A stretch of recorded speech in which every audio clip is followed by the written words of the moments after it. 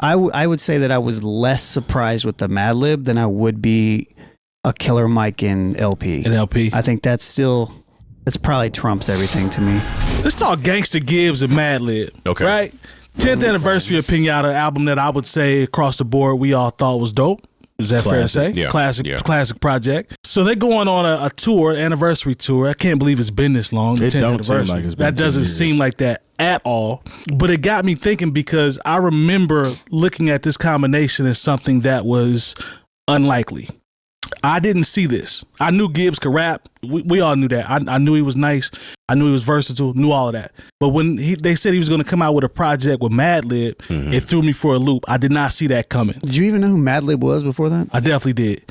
That's Are why. you sure? Come on now, don't do this. I'm not doing this. I'm actually legit. Don't do this. The reason why I say this is because you're not an underground head. Yeah, but I'm not a a deep underground head. But I know Madlib been nice for a long time. What else has Madlib done like in the realm of like Freddie Gibbs besides Freddie Gibbs before though? That's what made it different. Doom, and you weren't. I'm not on that. I was not on that. That's what I mean. And like a bunch of underground stuff and Loot Pack. But that's why I was curious if you actually were hip now, to I'm not Madlib gonna say like I'm that. not gonna say I was the biggest. I'm not saying you didn't know the name Madlib. I'm saying being hip to Madlib like that. That's what I'm saying. Yeah, like now, I can attest to not being a big Doom fan. I'm not. But I was hip to Madlib though. 100%. This is the blog era though. So. Exactly. Yeah. You know, but in general, most people look, Freddie Gibbs, as much as Gibbs, it's why that combination. I think this goes to your point of this talk. Mm-hmm.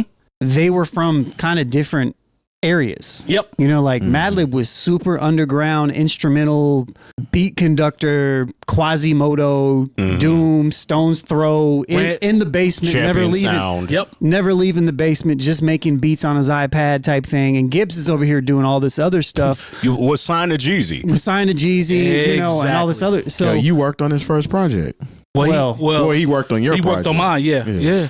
So, but that's why it threw me off. That's why I wanted to ask, because are there any other examples of those unlikely combinations that were executed with? Well, there's the obvious one, right? What's that? Run the Jewels. There we go. I'll take that. I thought, because I remember when I saw that combination, I was like, you need a dude from Fun Customer Plus is going to do, you know what I'm saying? A project with Killer Mike? Yeah. The 𝗏𝗔𝗥𝗧 guy? Yeah. So I was like, okay. After hearing rap music though, that's what sold it for me. Yeah. Because he was very instrumental in the production of rap music. So I was like, okay, this might work. And then when it happened, it was like, damn, this is hard. Because I can honestly say, to me, as a group, everything is good.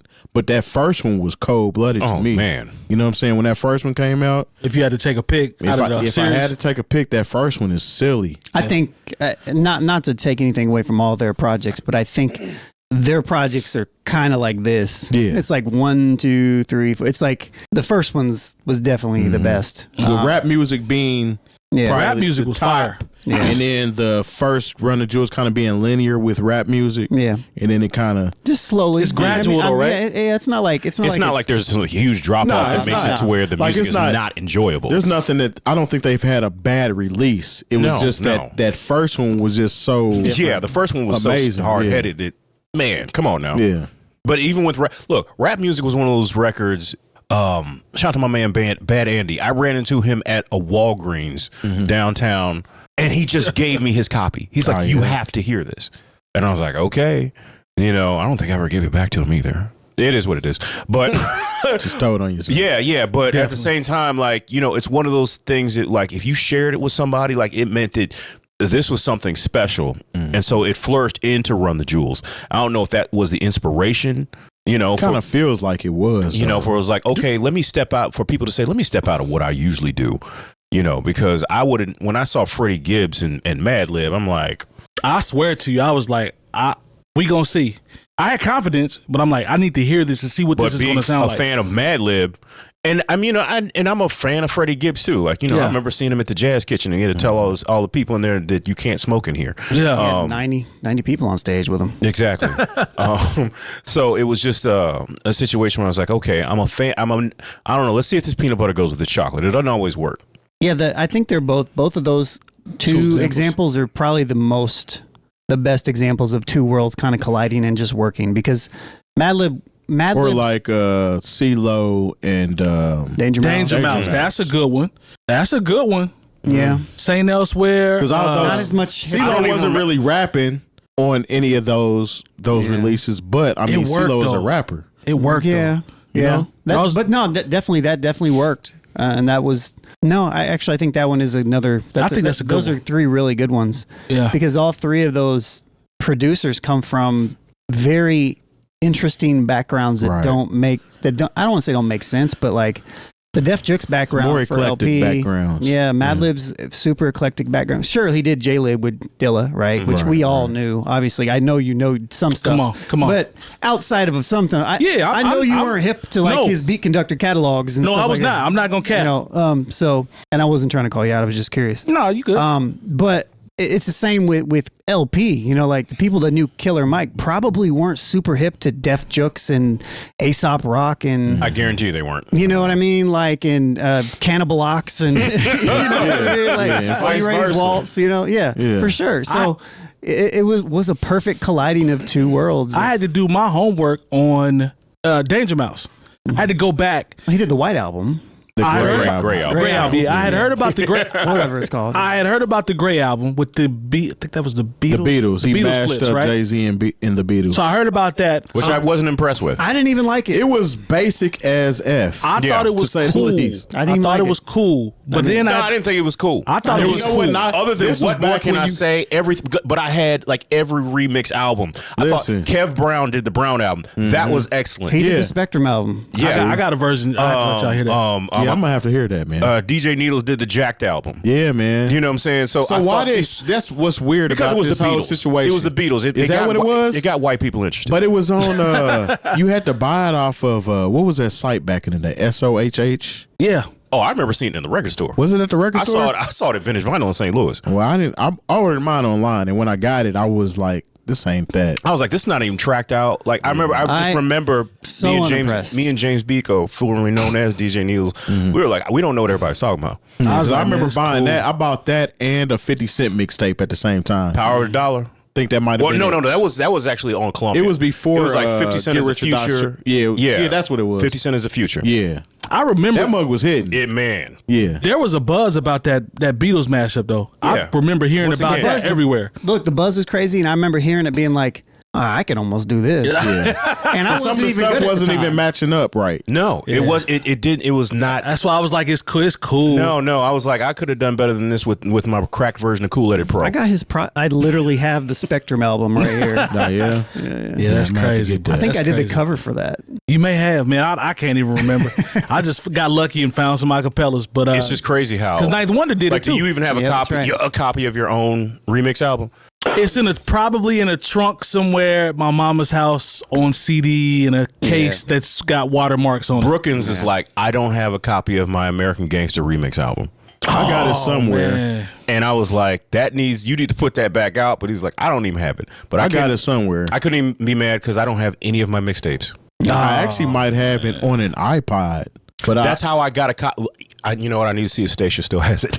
Hey, she has all my stuff on an iPod somewhere. I don't know. I have an iPod still, but I don't know the passcode to get into it. Oh, damn. Kids, keep your stuff. If you have it, set it somewhere in a safe deposit box or tell your mama keep it or do something. Because, think about it. How many computers have you had since you did those? Oh, my God, man. I did it on an old desktop. I'm a cataloger, so I have a lot of my man, old you stuff. have probably the most in order catalog that I've ever seen in my life. I've ever seen in my life. It's like tracked out alphabetically. Yeah, it is. It's wild. He's the one person that I personally have confidence in that can say, if I ask him where something is on his drive, he's going to go find it real quick. I can't do that. I can't do that. I still have the CD that we recorded in the band room.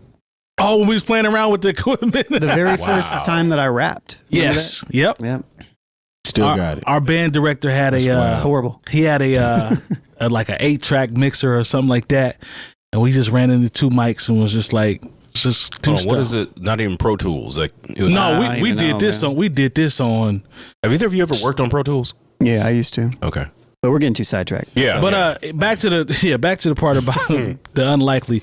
I think those are the 3 best ones you can come up with, unless I'm tripping, unless somebody want to put it in the chat if we missed. You know, �czarface is interesting too. That's okay. SL and Esoteric, and then Inspector Deck. Snoop and Dame Funk. That one, yeah. Well, they were kind of similar. But they weren't really a group, though. Nah. I mean, it's just like a one album thing. But �czarface is literally like a group. Yeah. I'm telling you, man. I got Freddie. I would put he and Madlib battling. Who do we mention? Run the Jewels, and then you got obviously Gnarls Barkley. Yeah, Gnarls Barkley. I would put them after that. But did you like their second album, Gnarls Barkley's? I don't even remember it. Yeah, I didn't. I liked it. It's not as good as the first one, but it's kind of like what you were talking about with the trajectory. Kind of like that, but like I remember coming out. I listened to it. I know what you're talking about, but I was just like, at the time, what was it called? No, the first one was the Odd Couple, right? I think the second one Or is. was it the second one? No, the first one was Saint El. Was it Saint Elsewhere? Elsewhere? Okay, so the second one was the Odd Couple. Yeah.